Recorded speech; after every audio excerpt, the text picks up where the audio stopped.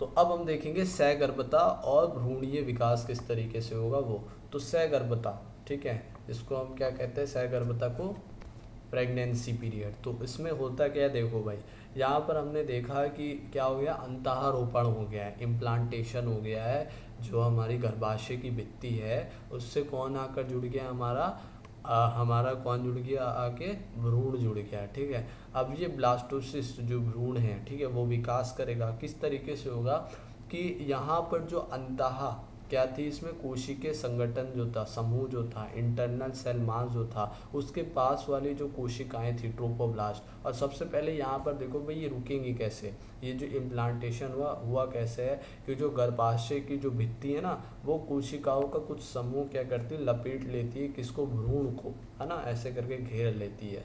तो यहाँ पर क्या करती है, विभाजित करके इसको घेर लेती है और ये डेसिडुआ नाम की एक संरचना इस तरीके से बनाती है। क्या कहते हैं इसे, डेसिडुआ। अब होता है क्या, जो ट्रोपोब्लास्ट जो थी, जो किनारे पर जो कोशिकाएं थी, वो जो करीब है इंटरनल सेल मास से, है ना, उनकी कोशिकाओं, वो हम कहते हैं रॉबर सेल, रॉबर कोशिकाएं। अब वो रॉबर सेल जो हैं, है ना, उनमें क्या होती है, वृद्धि होती है, गुणन होता है। तो वो क्या होती है, एक तरह की उंगली नुमा संरचना बनाती है, जिसे हमने कहा जरायुज अंकुरक, क्रॉनिकल वेलाई, क्रॉनिक वेलाई बनाती है। अब ये क्रॉनिक वेलाई जो होती है, वो जो है ये गर्भाशय की भित्ति की रक्त नलिका में, है ना, किसमें, ब्लड वेसल में जाकर बिल्कुल करीब जाकर चिपक जाती है। मतलब उससे क्या बना लेती है, एक तरह का सिस्टम, तंत्र बना लेती है, ठीक है, जो आदान प्रदान करेगा रक्त नलिका का और उससे जोड़े रखेगा, ठीक है, जोड़ने वाला एक तरह का सिस्टम बना लिया है। तो इसी सिस्टम को हम कहते हैं अपरा। अब ये अपरा भाग क्या करेगा, देखो इस अपरा प्लेसेंटा भाग में क्या होगा कि गैसों का आदान प्रदान होगा, O2 CO2 का आदान प्रदान होगा, खाद्य पदार्थों का स्थानांतरण होगा, ठीक है। तो ये पोषण से संबंधित हो गया, वो श्वसन तंत्र से हो गया O2 CO2, और अपशिष्ट पदार्थों का स्थानांतरण होगा। अपशिष्ट पदार्थ ये किससे हो गया संबंधित, उत्सर्जन तंत्र से, है ना, जो भी उसमें अपशिष्ट पदार्थ बनेंगे, है ना, उसका क्या होगा, आदान प्रदान होगा। अब कुछ हार्मोन्स जो कि अपरा बनाएगी या या कोई और भी निर्माण करता है, उसका भी स्थानांतरण होगा, अपरा ही बनाती है, ठीक है। जैसे HCG, है ना, HPL, या प्रोजेस्टेरॉन जो हम पढ़ चुके हैं, एस्ट्रोजन जो हम देख चुके हैं, और लास्ट में रिलैक्सिन। तो ये 5 हैं जो कि क्या करेगी, हमारे हार्मोन निकालती है, कौन, अपरा, या इसका स्थानांतरण होता है। तो होता क्या है, देखो ये HPL HCG हार्मोन के, ये रिलैक्सिन क्या है, देखो HPG जिसको हम कहते हैं ह्यूमन प्लेसेंटल HPL, हाँ, लैक्टोजन। तो क्या है इसका नाम, ह्यूमन प्लेसेंटल लैक्टोजन। तो ये HPL करता क्या है, ये वसा जो होती है ना, जो वसा होती है उसका ऑक्सीकरण करता है ना, जो वसा बनती है उसका ऑक्सीकरण करता है, बस जिससे क्या होती है, ऊर्जा बनेगी, उसका ऑक्सीकरण हो जाएगा, ऊर्जा बनेगी, HPL, ठीक है। लैक्टोजन ये उससे संबंधित है, किससे, दुग्ध स्त्रावण से भी संबंधित है, मतलब ये दुग्ध स्त्रावण भी करवाता है, ठीक है। तो ह्यूमन प्लेसेंटल लैक्टोजन, और दुग्ध स्त्रावण के लिए कौन उत्तरदायी था, प्रोजेस्टेरॉन भी था, और स्त्रावण के लिए नहीं, निर्माण के लिए, स्त्रावण के लिए कौन था, ऑक्सीटोसिन, है ना, जिसे हम क्या कहते हैं, मिल्क लेट डाउन हार्मोन। अब HCG क्या है, ह्यूमन कोरियोनिक गोनाडोट्रोफिन, जिसके बारे में हम पहले भी देख रहे हैं, ह्यूमन कोरियोनिक गोनाडोट्रोफिन, जिसको हम क्या कह सकते हैं, मानव या मनुष्य जरायुज गोनेडोट्रोफिन, ठीक है, ये हम कह सकते हैं। तो ये करता क्या है, देखो हम पहले भी पढ़ चुके हैं कि जब कार्पस ल्यूटियम, है ना, से जो हमारा LH क्या करवा रहा था, एस्ट्रोजन निकलवा रहा था। तो यहाँ पर एस्ट्रोजन नहीं निकलता है, तो यहाँ पर तो प्रोजेस्टेरॉन तो ज़रूरी है भाई निकलवाना, है ना। तो क्या होता है, प्रोजेस्टेरॉन के निकलवाने के लिए उत्तरदायी होता है HCG, ये प्रेरित करता है कार्पस ल्यूटियम को, जिससे प्रोजेस्टेरॉन निकलता है। और इसी HCG की मदद से हम पता लगाते हैं कि महिला जो प्रेग्नेंट है या नहीं, क्योंकि एक प्रेगनेंसी किट आती है, उस किट से टेस्ट होता है, उनके मूत्र में क्या होता है कि HCG होता है या नहीं, उससे हम उस टेस्ट से पता लगा सकते हैं। उस किट में आ जाएगा कि हाँ HCG है, तो उससे हम पता लगाते हैं कि हाँ प्रेग्नेंट है। तो ये जब भी निकलता है, अपरा से निकलता है, ठीक है। और इस टेस्ट को हम कहते हैं ग्रेविडेक्स टेस्ट, ग्रेविडेक्स टेस्ट कहते हैं, ठीक है। अब हम देखेंगे अंतःकोशिकीय समूह, जो इंटरनल सेल मास है वो क्या करता है, यही इंटरनल सेल मास जो है वो आगे जाके भ्रूण का विकास करेगा।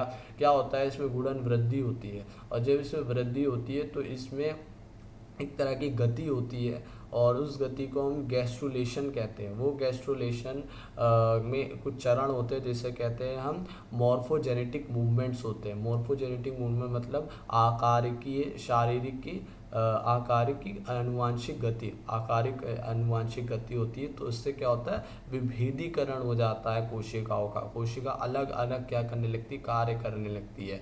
तो डिफ्रेंसिएशन हो जाता है इस गैस्ट्रुलेशन में, जिसमें कि 3 जर्म स्तर का निर्माण होता है ना, जर्म लेयर का निर्माण होता है। कौन कौन सी, एक्टोडम, एंडोडम, मीजोडम। तो सबसे पहले एक्टोडम बनती है, एंडोडम, फिर मीजोडम, ठीक है। अब यहाँ पर होता क्या, बाह्य जन्म स्तर जो होती है, हमें पता है ये सब क्या करेगी, मनुष्य में, मानवों में अलग अलग और यही जन्म स्तर क्या करेगी, मनुष्य में अलग अलग अंगों का निर्माण करेगी। जैसे कि एक्टोडम, ये क्या होती है, ये हमारी त्वचा का निर्माण करती है, स्किन का। और याद रखना, स्किन मानवों में सबसे बड़ा ऑर्गन होता है, ठीक है, स्किन। और उसके बाद एंडोडम, एंडोडम जो होगी, अंतः जन्म स्तर जो होगी, वो अंतरंग अंग जो होंगे हमारे, अंतरंग जो अंदर की तरफ जो खोखले होते हैं, अंतरंग अंग होते हैं, जैसे हृदय हो गया, जैसे फुफ्फुस फेफड़े हो गए, जैसे हमारी ब्लड वेसल्स हो गई, है ना, उनके अंगों में झिल्ली बनाती है ना, उनके अंतरंग अंगों में झिल्ली का निर्माण करती है एंडोडम। उसके बाद मीजोडम जो होती है वो परिसंचरण तंत्र, जैसे कि हमारा हृदय हो गया, ब्लड वेसल्स हो गई, और जो हमारी रक्त कणिकाणु हो गई, या WBC हो गई, प्लेटलेट्स हो गई, है ना, ये सब का निर्माण करती है। और जो भी जनन तंत्र होगा, जो भी जनन अंग होंगे, उनका भी निर्माण कौन करती है, मीजोडम। अब हम आगे देखते हैं। अब भ्रूणीय विकास देखेंगे हम, किस तरीके से एम्ब्रियो डेवलपमेंट हो रही है, ठीक है। उससे पहले क्वेश्चन है कि मानव में जो भ्रूण का विकास हो रहा है, उस प्रक्रिया को एक क्रम में लगाओ, श्रृंखला क्रम में। तो क्या हुआ, देखो भाई, सबसे पहले युग्मक बने, युग्मक संलयन होकर निषेचन हुआ, निषेचन के बाद उसमें क्या हुआ, गुणन हुआ, और वो गुणन कैसा हुआ, विदलन हुआ, है ना, जिसको हम इंग्लिश में क्या कहते हैं, क्लीवेज, है ना, क्लीवेज, सॉरी, निषेचन के बाद युग्मनज बना, युग्मनज के बाद विदलन हुआ, ठीक है। और विदलन के बाद एक अवस्था आई जिसमें हमने मोरुला का 32 कोशिके, उसके बाद ब्लास्टुला, है ना, इस तरीके से संरचना आई, जिसको हमने 64 शायद कहा। उसके बाद गैस्टुला आई, है ना, कुछ ऐसी है ना, 32 34 ऐसी कुछ 64। फिर उसके बाद ब्लास्टुला के बाद ब्लास्टोसिस्ट, उसके बाद है ना क्या हुआ, अंतःरोपण हुआ। फिर उसके बाद एक अवस्था है गैस्टुला, जिसमें कि क्या हुआ, अलग अलग जन्म स्तर का निर्माण हुआ, ठीक है। अब भ्रूणीय विकास देख रहे हैं, एम्ब्रियो डेवलपमेंट देख रहे हैं। तो ये भ्रूणीय विकास कितने अंतराल में होता है, 9 महीने के अंदर होता है, 9 महीने के गर्भकाल में होता है। तो क्या होता है कि हमने 9 महीने के 3 महीने विभाजित कर दिया है, कि 3 महीने में उसको हमने कहा फर्स्ट ट्राइमेस्टर, है ना, सेकंड ट्राइमेस्टर और थर्ड ट्राइमेस्टर, या हम ये कह सकते हैं पहली तिमाही, दूसरी तिमाही, तीसरी तिमाही। तो प्रथम तिमाही फर्स्ट ट्राइमेस्टर में क्या होता है, पहले दूसरे तीसरे महीने में क्या होता है कि प्रथम महीने में के अंत तक, प्रथम महीने के अंत तक क्या हो जाता है, भ्रूण में हृदय का निर्माण हो जाता है, ठीक है, हृदय का निर्माण हो जाता है। अब दूसरे महीने में हम ये कह सकते हैं, हाँ, दूसरे महीने के अंत में पाद, जो लिम्स होते हैं, है ना, और उंगलियां, उनका निर्माण हो जाता है, ठीक है, उंगलियों का। अब उसके बाद तीसरे महीने में, है ना, या हम ये कह सकते हैं जो पहला तिमाही ख़त्म हुआ है, उसके अंत में क्या हो जाता है, किसका निर्माण हो जाता है, जितने भी शरीर के जो भी तंत्र हैं, है ना, जिसको हम क्या कहते हैं, सभी तंत्रों का, जो भी तंत्र हैं, उनका निर्माण हो जाता है, ठीक है, इसमें आखिरी प्रथम तिमाही में या तीसरे महीने में, ठीक है। तो 12वें महीने कह सकते हैं, क्योंकि हम ये मान लें पहले एक महीने में 4 हफ्ते हैं, दूसरे में कितने हुए 8, और तीसरे में 12, ठीक है। 12वें महीने के अंत में क्या हो जाता है, सभी अंग तंत्रों का या निर्माण हो जाता है, ठीक है। अब दूसरी तिमाही देखते हैं क्या हुआ, दूसरी तिमाही जो मतलब चौथे, पाँचवें, छठे महीने में। तो 5वें महीने में हम देखेंगे, चौथे में नहीं दे रखा है, 5वें महीने में क्या हो जाता है कि सिर पर क्या हो जाता है, कोमल बालों का निर्माण हो जाता है, ठीक है। तो ये होता है शिशु गति करने लगता है और कोमल बालों का निर्माण हो जाता है। तो क्या हो जाता है कि सिर पर कोमल बालों का निर्माण हो जाता है 5वें महीने में, चौथा महीना नहीं दे रखा है, और शिशु गति करने लगता है, जैसे लात वगैरह मारने लगता है। उसके बाद छठे महीने में या दूसरी तिमाही के अंत तक क्या हो जाता है कि शरीर पर पूरे में कोमल बाल आ जाते हैं और आंखों के पलकों का निर्माण हो जाता है, वह ये पलके अलग हो जाते हैं, आई लैशेस का निर्माण हो जाता है, जैसे बरोनिया कहते हैं, उसका निर्माण हो जाता है, और आंखों की पलक बन जाते हैं ना, अलग हो जाती हैं। अब इसे हम कितने हफ्ते कहेंगे, तो 6 महीने होंगे, मतलब दूसरी तिमाही खत्म हो गई है, तो हम ये से कह सकते हैं 6 चौक कितना 6 मल्टीप्लाई बाई 4 कितना हो गया 24, तो 24 20 के अंतराल में, ठीक है। अब तीसरी तिमाही या थर्ड ट्राइमेस्टर में क्या हुआ, 7वें 8वें 9वें महीने बस ये दे रखा है कि भ्रूण क्या होगा, विकास करेगा, शिशु विकास करेगा, ठीक है। तो हमने भ्रूणीय विकास में क्या देखा, एम्ब्रियो डेवलपमेंट में क्या देखा कि पहले महीने में क्या हुआ, हृदय बन गया, ठीक है, हृदय का निर्माण हो गया। दूसरे महीने में क्या हुआ, दूसरे महीने में क्या हुआ, शिशु क्या करने लगा, हाँ, हाथ पैर और उंगलियां बन गई, उसके पादों का निर्माण हो गया। तीसरे महीने में क्या हुआ, शिशु क्या होने लग गया, सभी तंत्रों का, सभी जो शरीर में उसके तंत्र, जैसे परिसंचरण तंत्र, उत्सर्जन तंत्र या उसका पाचन तंत्र, उन सब का निर्माण हो गया, जनन तंत्र है ना, उसका निर्माण हो गया। उसके बाद 5वें महीने में, चौथा महीना नहीं दे रखा, 5वें महीने में क्या हुआ, शिशु क्या करने लगा, गति करने लगा, और उसके सर पर बाल आने लगे, है ना, कोमल बाल, जिसको हम क्या कहते हैं, लेनुगो, है ना, लेगुनो, डाउनी हेयर उसे कहते हैं, लेनुगो कहते हैं शरीर पर जो कोमल बाल आते हैं छठे महीने में, है ना, उसे लेनुगो कहते हैं, डाउनी हेयर्स आ जाते हैं, कोमल बाल आ जाते हैं, है ना, और आंखों की पलकें अलग हो जाती हैं और आई लैशेस का निर्माण हो जाता है, और तीसरी तिमाही मतलब 7वें 8वें 9वें महीने में, तो इनके दौरान क्या होता है, बस शिशु विकास करता है, बस ये दे रखा है।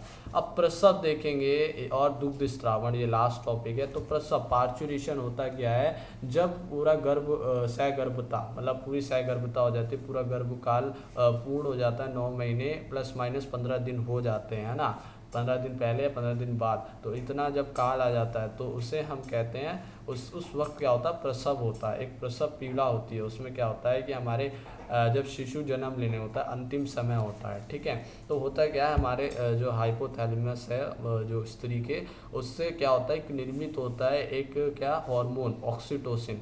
वो हार्मोन को हम बर्थ हार्मोन कहते हैं, ऑक्सीटोसिन, जो हम पहले भी देख चुके हैं, जो मायोमेट्रियम में जाएगा, पीयूष ग्रंथि में जमा हो जाता है ये पश्च पीयूष में, और फिर ये क्या होता है, जब शिशु पूरा जन्म लेने वाला होता है, अंतिम समय होता है, तो उस वक्त क्या होता है, गर्भाशय की मायोमेट्रियम में जाता है, और वो मायोमेट्रियम क्या होती है, तीव्र संकुचन करने लगती है ताकि शिशु को बाहर निकाला जाए।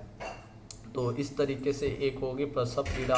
और एक और चीज़ है, जब क्या होता है कि जब जो अपरा रहती है वो भी एक हार्मोन निकालती है, जिसको अभी मैंने नहीं बताया, जैसे HCG निकालती है, HPL निकालती है, एक और हार्मोन निकालती है रिलैक्सिन। वो रिलैक्सिन क्या करता है कि जो हमारी श्रोणी मेखला है ना, जो श्रोणी मेखला होती है, उसमें प्यूबिक सिम्फाइसिस रहती है। इससे श्रोणी मेखला जो है हमारी पेल्विक ग्रिडल जो है वो 3 भागों में विभाजित रहती है, प्यूबिक है ना आगे की तरफ, ऊपर प्यूबिक है ना, इलियम ऊपर और स्ट्रियम नीचे, कूल्हे की हड्डी इन्हें हम कहते हैं, ठीक है, इस तरीके से। तो प्यूबिक सिम्फाइसिस रहती है, जैसे ये बीच में प्यूबिक सिम्फाइसिस एक संधि रहती है जो कि जोड़े रखते हैं इस तरीके से, तो वो उसको क्या करती है, रिलैक्सिन क्या करवाता, फैलाता है, रिलैक्स करवाता है ताकि जिगा बन जाए, ठीक है। तो उससे क्या होता है, श्रोणी मेखला को रिलैक्स करवाता है, फैलाता है, जिससे जिगा भी मिलती है, ठीक है, निकलने के लिए।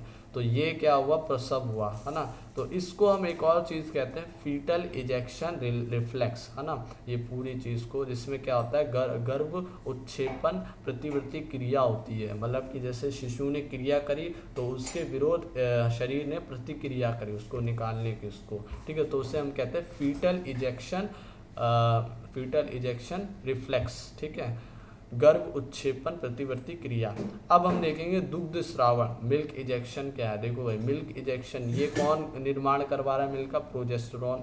अब इसको स्त्रावण करवाना है, तो अब स्त्रावण के लिए क्या होगा, ऑक्सीटोसिन ऑक्सीटोसिन निकलेगा और इसी से क्या होगा, श्रावण होगा, जो कि ऑक्सीटोसिन बर्थ हार्मोन भी कहला रहा है, जो कि क्या कर रहा है, मायोमेट्रियम गर्भाशय की संकुचन करवा रहा है, और यही क्या हो रहा है, श्रावण करवा रहा है दूध का, जिसे हम मिल्क लेट डाउन हार्मोन भी बोलते हैं ऑक्सीटोसिन को। तो ये हो गया दुग्ध श्रावण कौन करवाएगा, कैसे होगा, है ना। तो उसके बाद पहला दुग्ध, अब ये पहले दुग्ध को हम क्या कहते हैं, खीस कहते हैं ना, कोलेस्ट्रम कहते हैं। और इसी कोलेस्ट्रम में क्या होती है कि इसी कोलेस्ट्रम में मतलब पोषणीय आधार पे सर्वाधिक पोषणीय वो होता है इसके अंदर। तो इसके अंदर प्रतिरक्षी होती है, एंटीबॉडीज़ रहती है, ठीक है। कौन सी एंटीबॉडीज़ रहती है, IgA, ठीक है।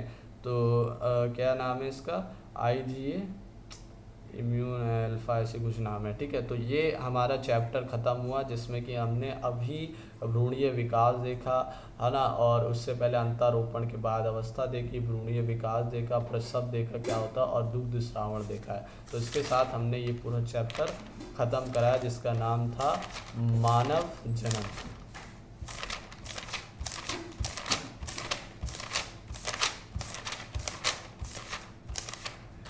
Human reproduction.